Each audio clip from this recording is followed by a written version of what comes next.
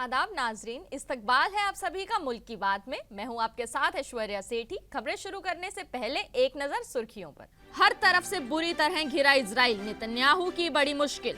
Yemen के हूतियों ने Israel में मचाई भारी तबाही।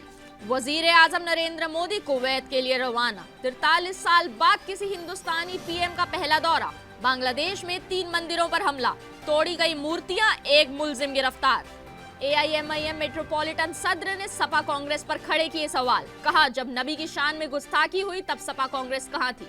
यति नरसिंहानंद मामले में मोहम्मद जुबैर को बड़ी राहत। इलाहाबाद हाई कोर्ट ने मोहम्मद जुबैर की गिरफ्तारी पर लगाई रोक। दिल्ली इंतखाबात से पहले अरविंद केजरीवाल का बड़ा ऐलान, दलित तलबा को दी जाएगी अम्बेडकर स्कॉलरशिप। क्राइम ब्रांच के पास गया पार्लियामेंट का धक्का मुक्की केस। राहुल गांधी पर इल्जामों में अहम होगा सीसीटीवी फुटेज। जयपुर हादसे में अब तक 14 लोगों की हुई दर्दनाक मौत। डीएनए टेस्ट से हो रही कई लाशों की पहचान। जिया उर रहमान बर्ग के घर पर चला योगी का बुलडोजर। सपा एमपी जिया के घर की तोड़ी गई सीढ़ियां।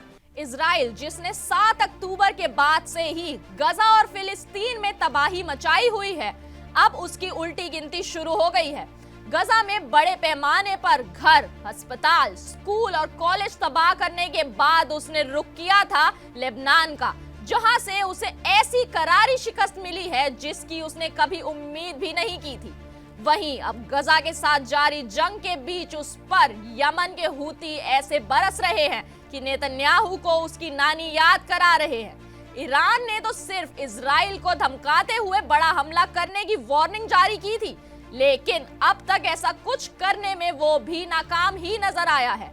और यमन के हूती इजराइल को रोज उसकी हार से सामना करा रहे हैं, जिससे नेतन्याहू बुरी तरह बौखला उठा है। गजा में जारी नस्लकुशी के 14 महीने गुजर जाने के बाद भी अब तक इस जारहियत का खात्मा नहीं हुआ है, लेकिन ये ज़रूर है कि इजराइल का अब वक्त आ गया है कि जब उसे अपने जुर्मों का अजाला करना पड़ रहा है। इजराइल की जारहियत के बीच ईरान ने भी हमले की धमकी देते हुए उसे आगाह किया है, लेकिन उसने 2 अक्टूबर के हमले के बाद ऐसा कोई हमला नहीं किया जिससे नेतन्याहू की अकल ठिकाने आ जाती। खैर, नाम निहाद मुस्लिम ममालिक तो धमकी देने के भी काबिल नहीं बचे हैं और वो लगातार इतने बड़े मामले पर चुप्पी साधे बैठे हैं। यमन के हूती जो दिन ब दिन इजराइल को उसके खात्मे की तरफ धकेल रहे हैं, वो नाम निहाद अरब ममालिक के मुंह पर भी करारा तमाचा है। द टाइम्स ऑफ इजराइल के मुताबिक यमन के हूतियों के जरिए दागी गई मिसाइल देर रात जनूबी तेल अबीब के एक पार्क में जा गिरी, जिसे रोकने की कोशिश में इजरायली फौज नाकाम नजर आई।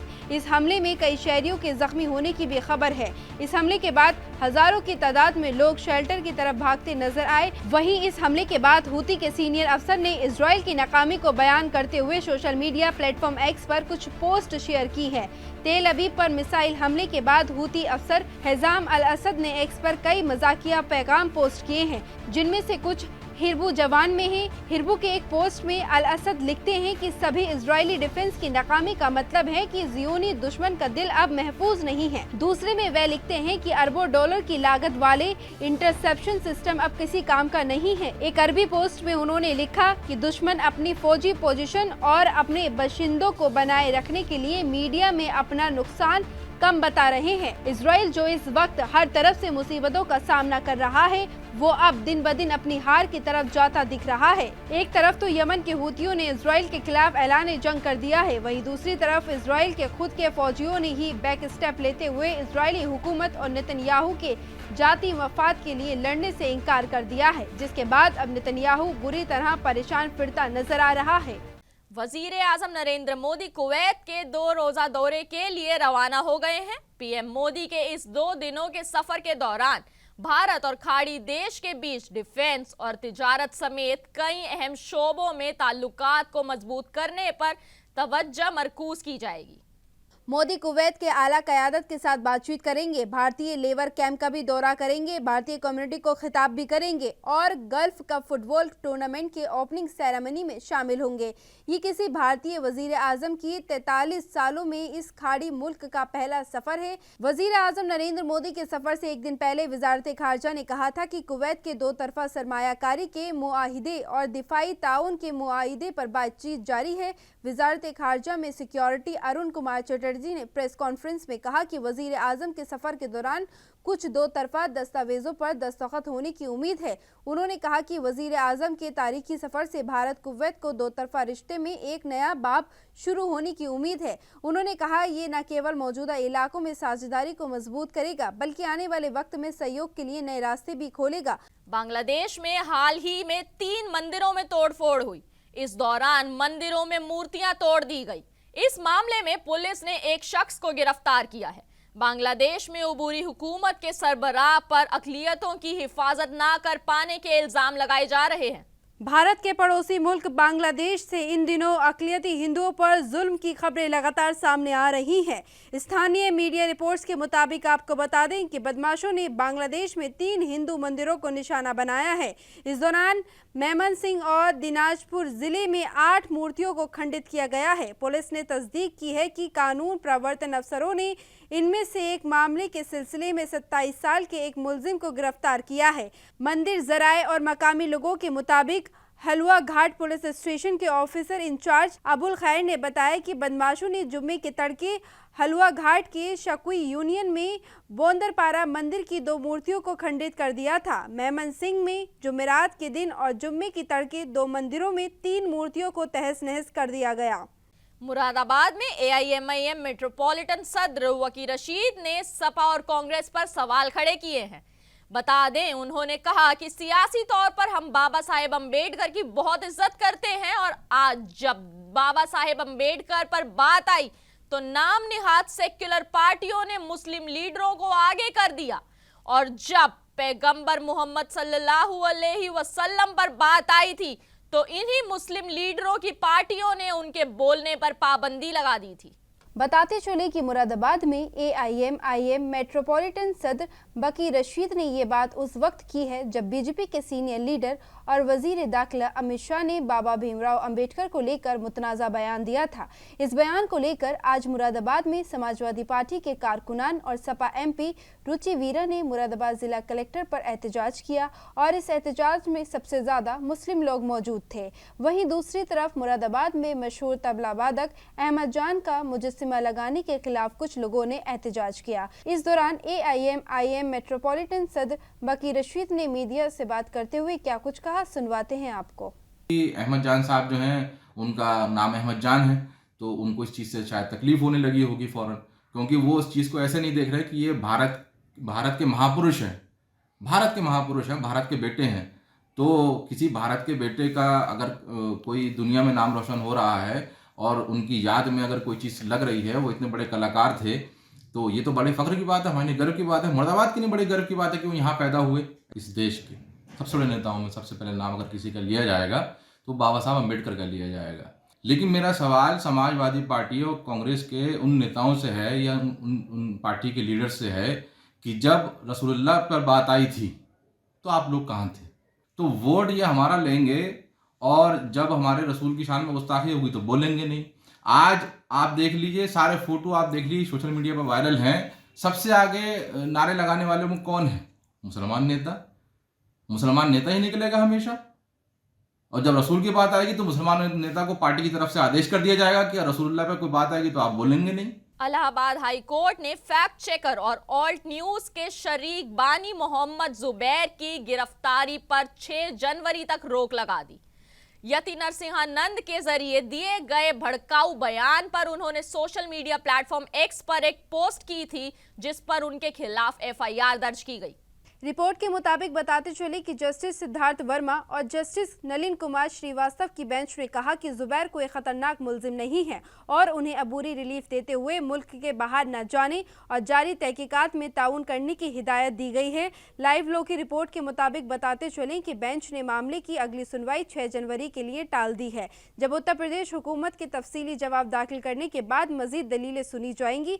सुनवाई के दौरान यूपी हुकूमत ने दलील दी कि जुबैर के पोस्ट जिसमें नरसिंहानंद के कथित मुतनाज़ा बयान के वीडियो शामिल थे उसमें अधूरी जानकारी पेश की गई थी। साथ ही आपको ये भी बता दें कि additional solicitor general Manish Goyal ने दलील दी कि जुबैर के पोस्ट का मकसद तशद्दुद भड़काने को बढ़ावा देना था। यति नरसिंहानंद सरस्वती ट्रस्ट की जनरल सेक्रेटरी उदिता त्यागी के जरिए जुबैर के खिलाफ दर्ज कराई गई एफआईआर में उन पर सोशल मीडिया पोस्ट के जरिए तशद्दुद भड़काने का इल्जाम लगाया गया है। मरकजी वजीर दाखिला अमित शाह के बाबा साहेब अम्बेडकर को लेकर दिए गए बयान पर सियासी बवाल जारी है। इस मामले पर आम आदमी पार्टी कन्वीनर अरविंद केजरीवाल ने भी सवाल खड़े किए हैं। इतना ही नहीं, उन्होंने अम्बेडकर के एजाज में एक स्कॉलरशिप का भी ऐलान किया है। दिल्ली में मुनक्किद एक प्रोग्राम में उन्होंने इस स्कॉलरशिप का ऐलान किया है। केजरीवाल ने प्रोग्राम में कहा कि दलित समाज के तलबा जो विदेश में पढ़ाई करना चाहते हैं उनकी दिल्ली हुकूमत पूरी तरह से मदद करेगी। दिल्ली के साबिक सीएम अरविंद केजरीवाल ने कहा कि अगर आम आदमी पार्टी अगले साल फरवरी में होने वाले असेंबली इंतखाबात जीतती है तो दिल्ली हुकूमत विदेश की यूनिवर्सिटी में एडमिशन पाने वाले दलित तलबा को फाइनेंशियली मदद करेगी। अरविंद केजरीवाल ने कहा कि अम्बेडकर को London school of economics and political science में अपनी पढ़ाई बीच में ही छोड़नी पड़ी क्योंकि उनके पास पैसे की कमी थी। उन्होंने कहा कि वे घर लौट आए और पैसे का इंतजाम किया, जिसके बाद वे एलएसी वापस चले गए और अपनी पढ़ाई पूरी की। दिल्ली के साबिक सीएम ने अमित शाह पर अम्बेडकर का मजाक उड़ाने का इल्जाम लगाया और कहा कि अमित शाह ने दलितों की भावना को ठेस पहुंचाई है। अरविंद केजरीवाल ने कहा कि किसी ने भी नहीं सोचा होगा कि इंडिपेंडेंट भारत में कोई पार्लियामेंट में बाबा साहेब अम्बेडकर का मजाक उड़ाएगा। अमित शाह के इंसल्टिंग बयान के जवाब में मैं अम्बेडकर सम्मान स्कॉलरशिप का ऐलान कर रहा हूं। इतना ही नहीं, केजरीवाल ने यह भी कहा कि सरकारी मुलाजमीन के बच्चों को भी स्कॉलरशिप का फायदा दिया जाएगा। राज्यसभा में मरकजी वजीर अमित शाह ने कॉन्स्टिट्यूशन पर चर्चा के दौरान बाबा साहेब भीमराव अंबेडकर पर जो बयान दिया वह बड़े तनाज़े की वजह बन गया। इसको लेकर पार्लियामेंट में हुक्मरान जमात और ऑपोजिशन के एहतिजाजी मुजाहिर के दौरान धक्का मुक्की हुई। इसमें बीजेपी के 2 एमपी जख्मी हुए। पार्लियामेंट मेंबरान ने राहुल गांधी पर धक्का देने के इल्जाम लगाए, वहीं कांग्रेस ने भी कुछ ऐसे ही इल्जाम लगाए। दोनों ने ही दिल्ली पुलिस के पास एफआईआर दर्ज कराई। बताते चले कि अब इस मामले में नया अपडेट सामने आया है कि इस मामले की जांच क्राइम ब्रांच करने वाली है। 2 बीजेपी एमपीज के जख्मी होने को लेकर पार्टी की शिकायत पर ऑपोजिशन लीडर राहुल गांधी के खिलाफ दर्ज हुई एफआईआर का केस क्राइम ब्रांच को भेज दिया गया है। इतना ही नहीं, कांग्रेस के दर्ज शिकायत की जाँच भी क्राइम ब्रांच की टीम ही करेगी। राहुल पर लगे इल्जामों में गंभीरता से चोट पहुँचाने से लेकर मुर्जिमाना ताकत का इस्तेमाल करने और धमकी देने की दफाएं भी शामिल है। पार्लियामेंट के धक्का मुक्की कांड को लेकर दर्ज हुई बीजेपी कांग्रेस की एफआईआर पर दिल्ली पुलिस के डीसीपी क्राइम संजय कुमार सेन ने कहा कि एक टीम मामले की जांच के लिए बनाई गई है। हाथापाई से जुड़े मामले में कांग्रेस के डेलीगेशन ने बीजेपी के एमपीज के खिलाफ भी एफआईआर दर्ज कराई है और इल्जाम लगाए हैं कि बीजेपी एमपीज ने कांग्रेस सदस्य मल्लिकार्जुन खड़गे को जमीन पर धक्का दिया था, जिसके चलते उनके घुटने और पैर में चोट आई है। इस केस को भी जांच के लिए क्राइम ब्रांच के पास भेज दिया गया है। साथ ही आपको बता दें कि दोनों ही पार्टियां सबूत की मांग भी कर रही हैं। उनका कहना है कि पार्लियामेंट के पूरे परिसर में लगे सीसीटीवी कैमरों में दर्ज हुई फुटेज को पब्लिक किया जाए, जिससे दूध का दूध और पानी का पानी हो जाएगा। ऐसे में ये माना जा सकता है कि सीसीटीवी फुटेज सबसे अहम साबित होने वाला है, जो ये साबित कर सकता है कि ऑपोजिशन के लीडर को लेकर लगाए गए बीजेपी के इल्जाम सही हैं या फिर कांग्रेस के जरिए लगाए गए बीजेपी पे इल्जाम सही हैं। राजस्थान की राजधानी जयपुर में हुए टैंकर ब्लास्ट के बाद कई जिंदगियां उजड़ गई हैं। आज सुबह तक सामने आए आदाद-ओ-शुमार के मुताबिक 14 लोगों की मौत हो चुकी है। 30 से ज्यादा जख्मियों का अब भी एसएमएस अस्पताल में इलाज चल रहा है। हादसे में कई लोगों की पहचान तक कर पाना मुश्किल हो गया है। जानकारी सामने आई है कि 15 जख्मी लोग 50% से ज्यादा जले हुए हैं। कुछ सच्ची कहानियां हम सिर्फ सुनते हैं, कुछ कहानियां हमारे सामने बनती हैं और होती हैं, और अगर कहानियां किसी हादसे की हो तो आपके रोंगटे खड़े कर देती हैं।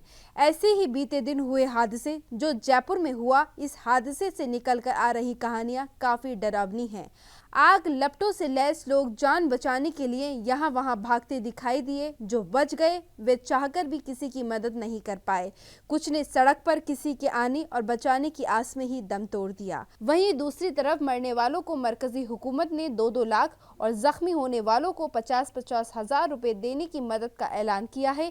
वहीं राजस्थान हुकूमत ने भी मरने वालों को 5-5 लाख और जख्मी को 1-1 लाख रुपए की मदद देने का ऐलान किया है। कुछ कहानियां हम फिल्मों में देखते हैं या सुनते हैं, लेकिन क्या पता था कि किसी के लिए ये हकीकत बन जाएगा। ऐसी ही एक कहानी जयपुर हादसे में जान गंवाने वाली RAC कांस्टेबल अनीता मीणा अपनी ड्यूटी के लिए निकली थी। वे स्लीपर बस में सवार थी। उनके शौहर उन्हें खोजने के लिए अस्पताल में भटकते रहे, लेकिन वह नहीं मिली। उनसे कहा गया कि वे एक बार मुर्दाखाना आ जाएं, लेकिन अनीता के शौहर का मन नहीं मान रहा था।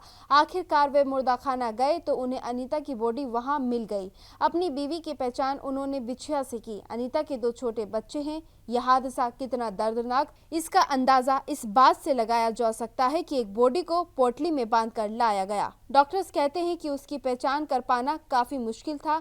ये तक समझ नहीं आ रहा था कि वे खातून है या फिर मर्द है।